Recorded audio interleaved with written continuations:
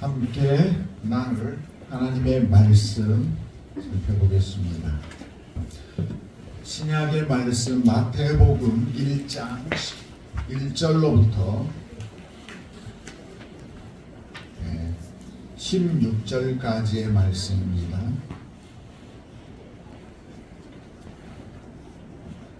마태복음 1장 1절로부터 16절까지의 말씀.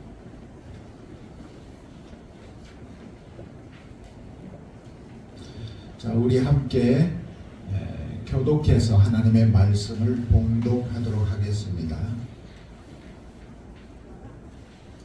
아브라함과 다윗의 자손 예수 그리스도의 계보라.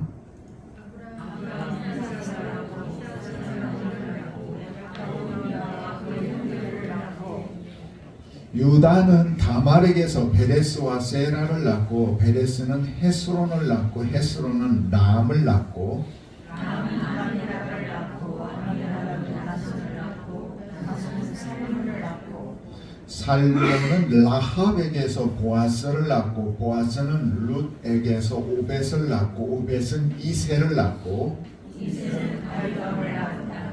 다윗은 우리의 아이였던 이에게서 솔롬을 낳고 솔로몬은 르호보암을 낳고 르호보암은 아비야를 낳고 아비야는 아사를 낳고 아사는 여호사밧을 낳고 여호사밧은 요람을 낳고 요람은 우시야를 낳고 우시야는 요담을 낳고 요담은 아하스를 낳고 아하스는 히스기야를 낳고 히스기야는 므낫세를 낳고 므낫세는 아모스를 낳고 아모스는 요시야를 낳고 바벨론으로 사로잡혀 갈 때에 요시야는 여고냐와 그의 형제들을 낳으니라. 예루살렘 주민이 바벨론으로 끌려간 뒤에 여고냐는 스알디엘을 낳고 스알디엘은 스룹바벨을 낳고 스룹바벨은 아비훗을 낳고 아비훗은 엘리야김을 낳고 엘리야김은 아소르를 낳고 아소르는 사독을 낳고 사독은 아킴을 낳고 아킴은 엘리훗을 낳고 엘리훗은 엘르아살을 낳고 엘르아살은 mat단을 낳고 mat단은 야곱을 낳고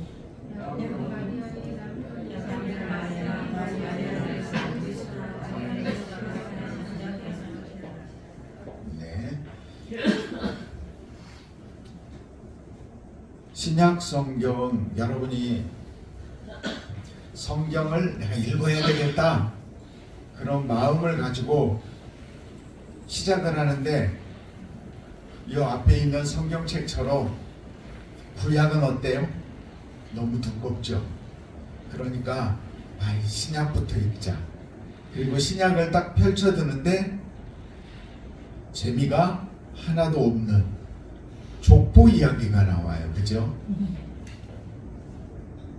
왜 예수님의 복음이 시작되는데 그 사실을 기록하는 첫 책에 첫 장에 이 딱딱한 족보 이야기가 나올까? 여러분 생각해 보셨어요? 우리에게는 딱딱한 느낌이 될 수 있어요. 근데 우리도 사실은 그런 흔적을 좀 가지고 있어요. 만나면 나이 물어보고 통성명하고 그 다음에 몇 번 더 물어보면 아는 사람이잖아요. 그러면서 서열과 순서를 우리는 제일 먼저 찾아요. 그리고 나서 얼마 안 지나면 언니 동생 형 아우를 다 하더라고요. 우리 정서가 그래요. 유대인들에게도 정서가 하나가 있는데 유대인들은 그 가문과 족보를 매우 귀하게 여기는 거예요. 그래서 이들에게는 이런 이야기들이 전혀 딱딱하지 않아요. 복음서가 있는데 복음서를 듣는 대상이 누구인가를 목표로 그 글이 쓰여졌죠. 마태, 마가, 누가 이렇게 들리잖아요. 예수님의 복음인데도 다르단 말이에요. 누가는 누구 그 수신자들이 누구예요? 이방 생활을 하고 있는 사람들, 이방인들과 이방인 그리스도인들. 근데 마태는 누가 그 대상이에요? 유대인들. 그러니까 유대인들에게 이 족보 얘기는 매우 중요한 거예요. 혈통이 중요한 거죠. 그러다 보니까 그걸 매우 의미 있게 기록하려고 보니까 마태는 그 시기를 세 부분으로 나누어서 12대, 12대, 12대 이런 식으로 나눈 거예요. 42세대가 기록되어 있거든요. 근데 물론 자, 저도 이렇게 두꺼운 족보가 있어요. 근데 이런 족보를 보면 누가 누구를 낳고 얘가 다 들어있단 말이에요. 그러면 이 모든 것이 다 기록되어 있느냐? 안 그래요. 지금은 형식적으로 딱 정해져 있잖아요. 12. 그러면 빠진 사람이 있단 말이에요? 없단 말이에요? 있다는 이야기예요. 왜 그랬을까? 마태는 왜 건너뛰면서 기록했을까? 이것도 생각해 봐야죠. 왜 그랬냐면 그때 유대인들은 자신들의 역사의 큰 흐름과 의미와 그런 것들을 생각해서 자기들이 표현하고 싶은 내용을 기록한 거예요. 이 족보 이야기가 또 말하는 대로 누가복음에서도 나오죠. 근데 누가복음에서는 거꾸로 위에서부터 내려오는 게 아니라 아래에서부터 예수님부터 거꾸로 올라가는데 어디까지 올라가요? 하나님까지 올라가요. 그러니까 이런 내용들의 의미와 쓰는 사람의 의도가 있는 거예요. 마태는 바로 그런 의미로 이렇게 몇몇 사람을 빼더라도 그런 의미로 중요한 인물 단위로 기록을 했다라는 거예요. 자, 우리가 본 대로 맨 1장 1절에 첫 말씀이 뭐예요? 아브라함과 다윗의 자손 예수라 이렇게 시작이 돼요. 그러니까 예수가 곧 누구라는 거예요? 아브라함과 다윗의 자손이다. 즉 뼈대가 있다. 멸치도 자존심이 있대죠. 그죠? 왜? 뼈가 있으니까. 작은 물고기여도 나도 뼈대 있는 물고기다.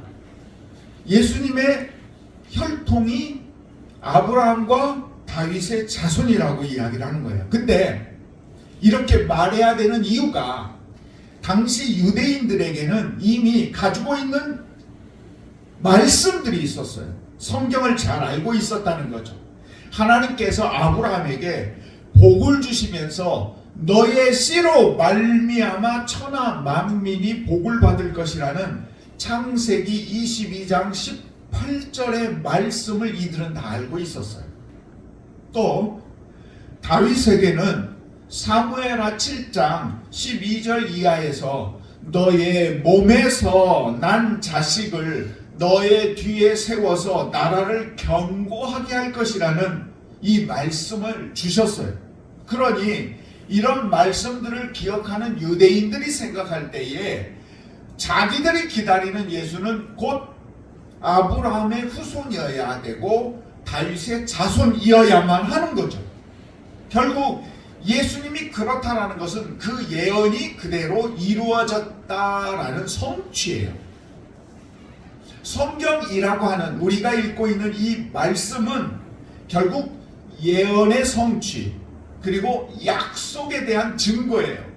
여러분이 하나님이 우리에게 구원하리라 예수를 보냈다 누구든지 그 이름을 믿는 자는 구원하신다라는 약속이 확보된 거예요. 그걸 믿는 자에게 그대로 이루어진다는 거죠. 자, 구약의 그 많은 양의 이야기들은 오실 예수에 대하여 기록했다면 신약 성경의 그 내용들은 오신 예수님에 대하여 기록하고 있고 그리고 우리는 지금 또 무엇을 기다리죠? 다시 오실 주님을 기다리는 거예요. 그러면서 주님이 이 땅에 오셨던 우리에게 절망과 좌절과 멸망만 기다리고 있는 우리에게 구원의 길을 완전히 열어주신 그 주님의 이 땅에 오심을 기뻐하는 거죠. 우리가 이 신앙으로 지금 살아가고 있는 거예요. 그러니까 기대가 설렘이 있어야 되죠. 생일을 어린아이 때는 매우 기다리죠. 그날은 내가 주인공이 되는 날. 근데 살아가다 보면 지금 생일이 그닥 여러분에게 중요하지 않게 느끼죠. 네. 그만큼 우리의 마음이 무디어진 거예요. 성탄절이 여러분에게 무뎌진 날이 될 수도 있을 거예요. 그러지 않기를 바래요. 자, 그래서 우리가 오늘 하나님의 말씀을 보는데 마태복음에 이 계보만 쭉 이어져 나오는데 과연 이 계보 안에서 우리가 느낄 수 있는 것, 그건 뭘까요? 자, 이 계보가 거룩할까요? 자, 거룩해야 된다라고 우리는 생각을 해요. 그런데 잘 살펴보면 이 족보가요, 거룩하고 우아하지 않아요. 이 본문 안에 다말이 나오고요, 라합이 나오고요, 룻이 나와요. 다말이 누군가요? 다말, 유다의 며느리예요. 그런데 유다의 아들을 낳아요. 말이 돼요? 며느리를 통해서 아들을 낳아요. 그러니까 며느리인과 동시에 아내인 거죠. 이런 부끄러운 족보가 어디 있어요? 자, 라합은 누군가요? 기생. 예, 기생이에요. 그리고 유대인인가요? 아니죠. 어디에 살았죠? 여리고성에 살았죠. 이방인이에요. 그들 민족에게는 기생 라합은 이스라엘 민족을 도와주었던 매국노예요. 그런 그가, 라합이 낳은 사람이 누구죠? 보아스예요. 자, 보아스는 또 누구하고 연관이 되어 있죠? 이세. 룻기가 나오죠. 예, 룻기에 보아스가 이방 여인 룻이 어머니를 따라 고향으로 돌아와서 살고 있는 모습을 보고 두 과부의 삶과 그 가족의 계보를 이어가게 해주기 위하여 기업 물을 자가 되어서 그와 동침하여 아이를 낳게 해주죠. 그게 보아스였거든요. 그러니까 이방 여인 룻의 남편이자 그 다음에 보아스를 통해서 태어난 오벳의 아버지예요. 그러면 과연 이 오벳은 누구냐? 바로 이새의 아버지예요. 그러면 이새의 아들은 누구냐? 우리가 잘 아는 다윗이에요. 이렇게 이어지는 거예요. 밧세바 후손으로 나와요. 그죠? 그리고 므낫세라는 말도 나와요. 성경에. 지금 이 본문 족보에. 그런데 여러분, 므낫세 왕이 매우 우상숭배에 열심이었던 악한 왕이었던 것 기억하죠? 종교개혁을 잘 일으켰던 믿음 본받을 만한 좋은 왕이 있는데 그 중에 하나가 히스기야 왕이에요. 아버지가 이 정도 믿음이면 아들도 좀 믿음을 잘 지켰으면 좋겠는데 히스기야의 아들이 므낫세예요. 그러니까 여러분, 혈통과 가문, 내가 믿음 잘 지킨다고 내 자녀도 잘 지킨다는 보장은 없어요. 엘리 가문의 자녀들도 그랬고 사무엘 선지자의 자녀도 그랬어요. 무조건 후대의 천대의 복을 다 받는다. 아니요. 믿음을 각자가 지켰을 때 이야기예요. 그러니까 잘 생각해 봅시다. 우리가 이 족보에서 이런 부끄러운 이야기들을 좀 빼면 얼마나 좋을까요? 신약성경 시작하는 내용인데. 근데 이 내용들이 고스란히 다 기록되어 있어요. 이런 모습 속에서 우리가 생각하는 것은요. 자, 성경은 감추지를 않아요. 있는 모습을 그대로 드러냅니다. 자, 우리는 자꾸 살면서 감추려고 해요. 부끄러움을 감추려고 해요. 근데 이 부끄러움은 감춰진다고 해결되는 게 아니에요. 우리가 질병을 가지고 있어요. 질병을 감추면 어떻게 되나요? 자, 우리가 아는 분이 응급실에 지금 갔다는 소식을 듣고 깜짝 놀랐어요. 구토 증상이 있대요. 우리는 얼마든지 이런 일상에 겪는 일들이에요. 쉽게 생각을 하면 잘못될 수도 있겠죠. 그러나 그런 증상들을 소홀히 여기지 않고 의미를 두고 검사를 하려고 하다 보니까 밝혀져서 위기를 넘기고 회복을 향해서 가는 거죠. 여러분, 덮어두는 것이 좋은 일이 아니에요. 내 신앙과 내 믿음을 점검하고 얼만큼인지를 알고 그걸 인정하고 그 다음 단계로 가려고 노력해야지, 나는 잘하고 있어, 난 잘 믿고 있어, 이렇게 생각하면 안 된다는 거예요. 그러니까 예수를 제대로 믿으면 사람이 자신을 객관화하게 되고요. 그 다음에 객관화하다 보면 나의 당당한 모습이 조금씩 부끄러워져요. 그러면서 겸손해지거든요. 그래서 교만을 멀리하게 돼요. 근데 이상하게요, 교회 생활을 잘못하고 신앙생활을 잘못하는 분들은 시간이 지날수록 겸손해지는 게 아니라 시간이 지나고 나니까 교만해지더라는 거예요. 교회에서 큰 소리를 내려고 하고 자기 주장을 하려고 하고. 안타까운 이야기들이 들려요. 뭐 안타깝다라고 말하기는 그렇죠. 자, 우리가 둘로 분립되었어요. 이 상황들을 만든 당사자 중에 중요한 일을 하는 한 분이 있지요. 근데 그분이 군산 안에서 이곳저곳 교회들을 다니다가 어느 누군가가 오라고 했어요. 우리 교회로 와라. 그래서 그 교회에 갔어요.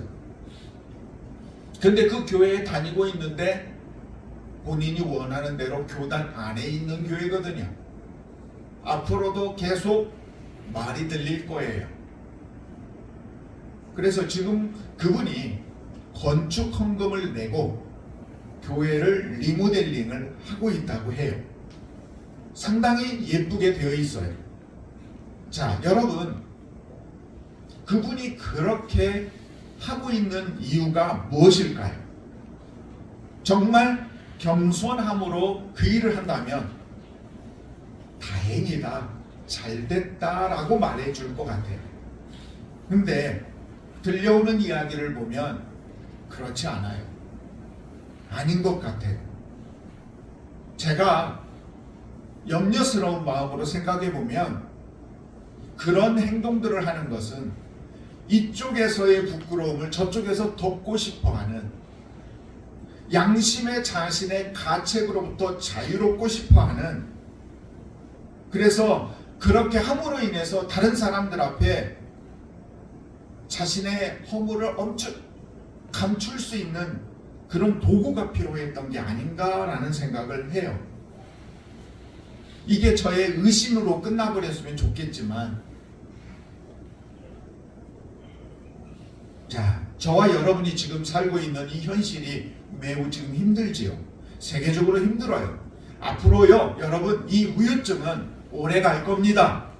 다른 나라의 경제를 맡은 사람들이 하는 말이 이 일로 인하여 할부 빚을 끌어당겼대요. 이제부터 우리는 그 빚을 계속해서 갚아 나갈 거래요. 국민이 갚아야 된대요. 이제는 고금리로 대출을 해야 될 거고요. 국가가 그렇게 빌렸던 돈을 수년, 10년, 20년 상환으로 갚아 나갈 때 그건 다 국민의 혈세랍니다. 근데 이런 일들을 만든 당사자가 경고의 의미로 비상계엄을 선포했대요. 여러분, 그게 믿어지나요? 자신의 잘못을 그냥 덮어버리려고 하는 거예요. 그렇게 할지라도 죄는 죄예요. 부끄러운 일은 부끄러운 거예요. 여러분, 회개가 전제된 후에 용서와 회복이 따라오는 거예요. 회개도 안 했는데 용서 받았다고 퉁치면 안 되는 거예요. 그래서 그냥 거저 얻는 구원은 없는 거예요. 예수 그리스도를 믿기만 하면 구원을 얻는다고 하는데 그 믿기만 하면이라는 말이 사람들이 너무 쉽게 생각해요. 자, 뒤에서 다시 언급하고요. 계속 계보를 살펴봅시다. 이삭은 야곱을 낳았고, 야곱은 몇 자녀를 낳았죠? 12를 낳았어요. 그런데 오늘 본문을 보면 야곱은 누구와 그 형제를 낳았고라고 기록하고 있어요? 야곱은 누구와? 르우벤과? 아니, 유다와 그의 형제를 낳고라고 돼 있어요. 첫 번째가 누구예요? 르우벤. 두 번째가 시므온. 세 번째가 레위. 네 번째가 유다예요. 그런데 첫째, 둘째, 셋째는 뒤로 가고 유다가 맨 앞으로 왔네요. 왜 르우벤은 자기의 이름을 잃어버렸을까요? 자, 이삭에게는 야곱만 있었나요? 또 한 사람 누가 있었죠? 아들? 에서가 있었잖아요. 에서는 도대체 어디로 간 거죠? 여러분, 이 족보 안에, 이 계보 안에 에서의 이름과 르우벤의 이름이 사라짐, 언급해야 되는, 나오는 그 부분에서 사라진 이유를 생각해 봐야죠. 가장 이 둘의 큰 특징이 뭐예요? 장자권을 잃었어요. 에서가 먼저 태어났죠. 근데 에서가 장자의 축복권을 야곱에게 빼앗겼어요. 르우벤이 먼저 태어났죠. 근데 이 장자권이 누구에게 가요? 유다에게로 가는 거예요. 우리가 신앙생활을 하면서 절대 잃어버리지 않아야 되는 것이 있는데요. 하나님으로부터 공급되는 은총의 통로예요. 여러분, 물길이 있어요. 그 물길을 막아버리면 그 논에 물이 더 이상 들어오지 않고 나중에 논에 자라지를 않아요. 식물이 자라지 않고 말라 죽게 되죠. 하나님으로부터 공급되는 은혜의 통로를 우리가 막으면 안 돼요. 어린아이가 생명을 유지하는 것은 엄마와 연결됐기 때문이에요.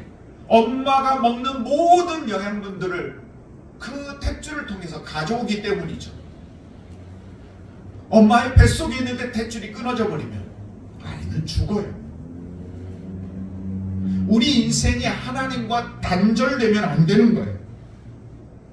모든 것을 잃는다 해도 그것까지 단절되면 안 되죠. 그런데 에서와 르우벤은 그것을 소홀히 여겨서 빼앗겼고 오늘 우리가 읽는 이 족보상에서 이름이 빠졌다는 거예요. 항상 제가 우리 기도원 가족에게 말씀드린 대로 천국은 힘쓰는 자의 것이에요. 여러분이 예수를 믿었으면 그 예수를 끝까지 붙잡고 가야 된다는 거죠. 공짜로 얻으려고 하거나 소홀히 여기게 되면 안타깝지만 족보에서 사라진 에서와 르우벤처럼 될 수 있다는 거예요. 이건 여러분에게 겁을 주려고 하는 말씀이 아니라 그렇게 하지 말라고 권면하는 말씀이에요. 저와 여러분이 구원이라는 대학에 들어갔어요. 우리는 지금 대학생이에요. 구원의 대학. 그런데 졸업은 아직 못했다고요. 졸업하려고 하면 열심히 공부해야 돼요. 수고해야 돼요. 그 중에는 선택 과목도 있고 필수 과목도 있어요. 여러분, 실수하지 않아야 되는 게 선택 과목은 다른 거 골라도 상관없어요. 그런데 필수 과목을 하지 않으면 어떻게 돼요? 졸업을 못해요.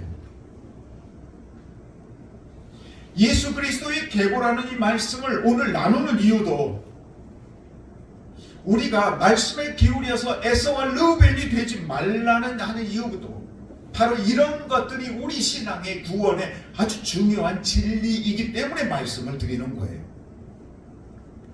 그런데 참 오묘하죠. 이 족보를 보니까 온통 허물투성인데 이 허물투성이의 족보를 그대로 받고 예수님이 태어나셨다는 거예요.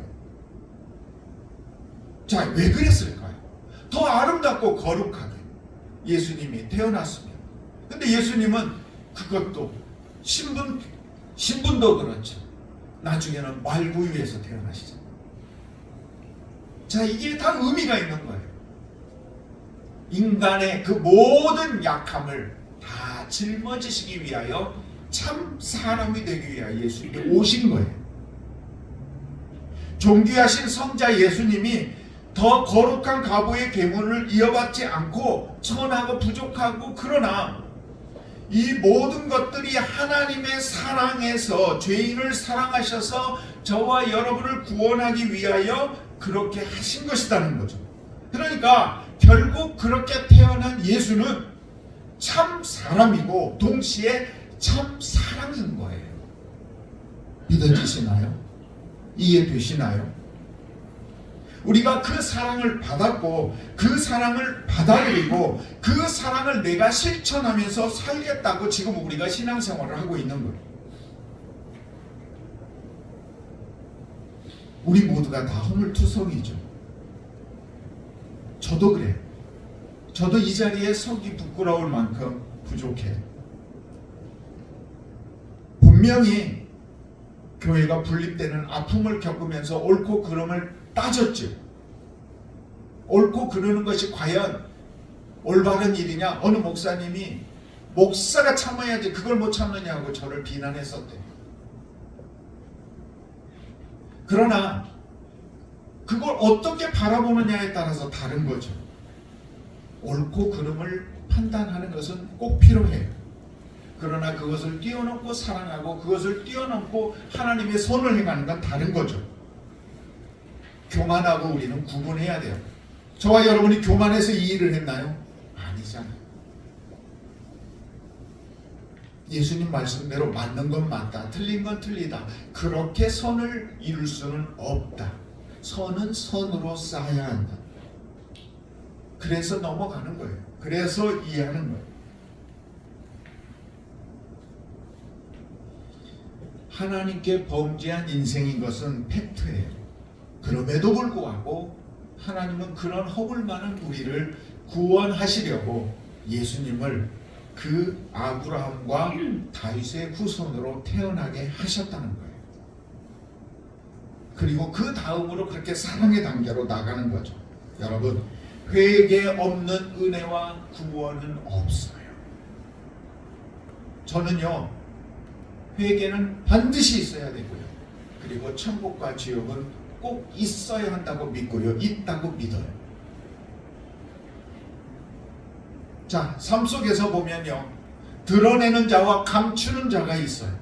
누가 과연 더 의로운 사람일까요?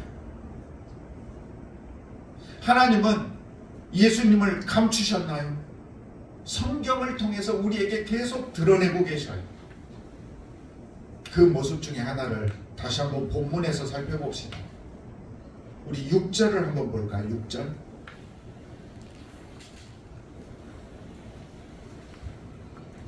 다윗이 누구에게서 솔로몬을 낳았다라고 기록하고 있어요? 잘 보세요. 여기에 밧세바라고 써 있어요. 밧세바의 이름이 없고요. 다윗의 아내라는 이름이 없어요. 누구의 아내요?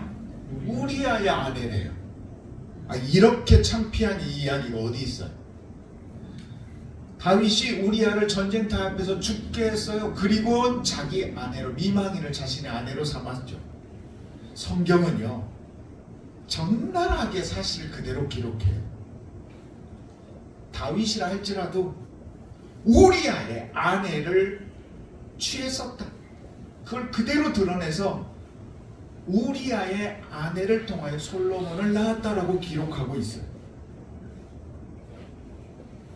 성경이 우리에게 이렇게 증언하고 있는데 우리가 감추려고 덮으려고만 한다면 그 신앙은 점점 하나님의 뜻과 멀어져 간다는 거죠.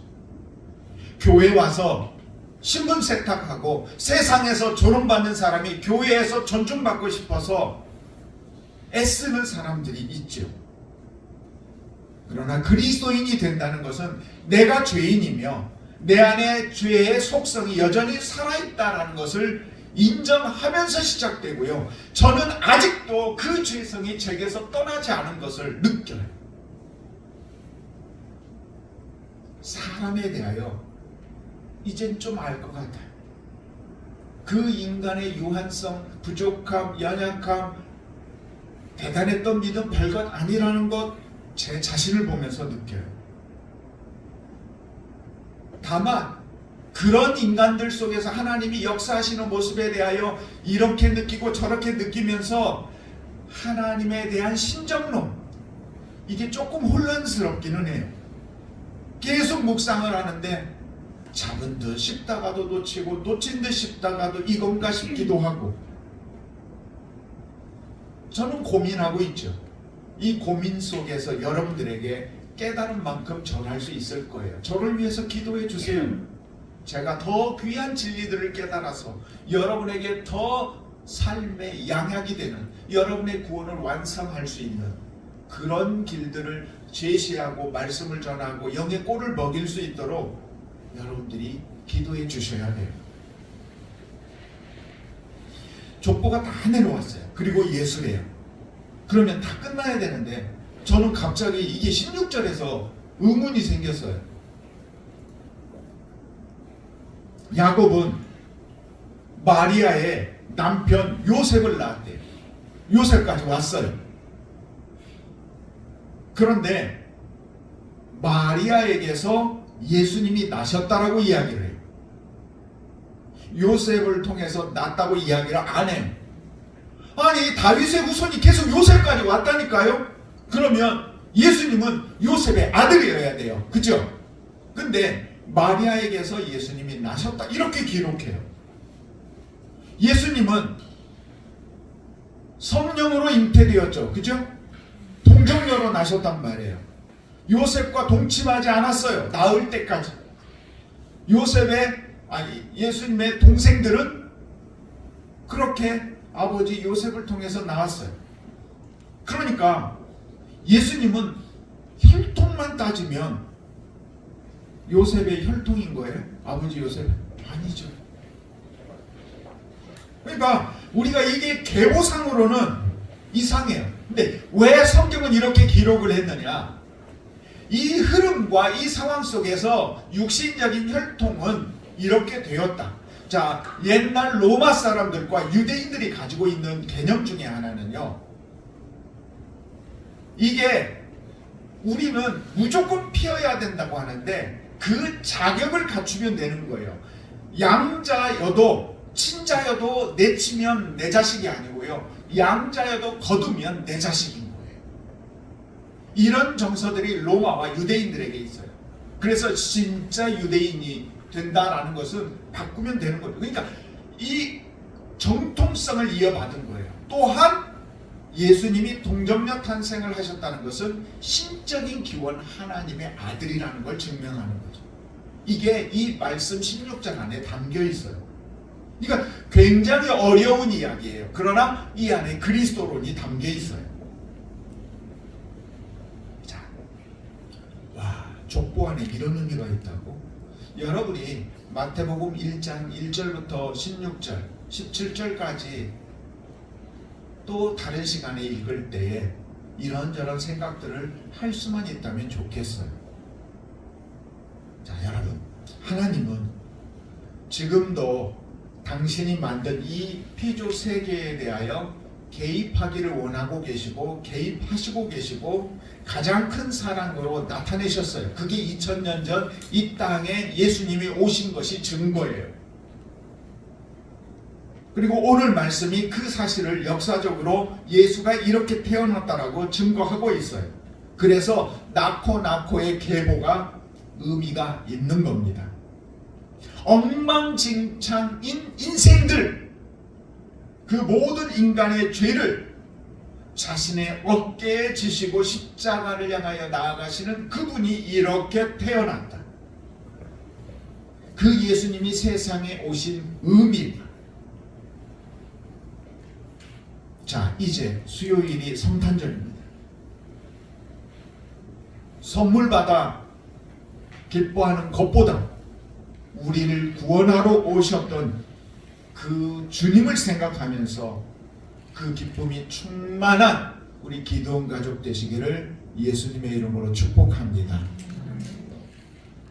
허물투성이고 부끄러움투성인 인생들 속에 들어오신 예수님을 여러분의 마음에 모시고 교만해지려고 하지 말고 겸손해지며 있는 모습 그대로를 보이면서 살아가고 그렇게 더욱 주님을 사랑하는 우리 기도원 가족, 복된 가족 되시기를 우리 주 예수님의 이름으로 축복합니다.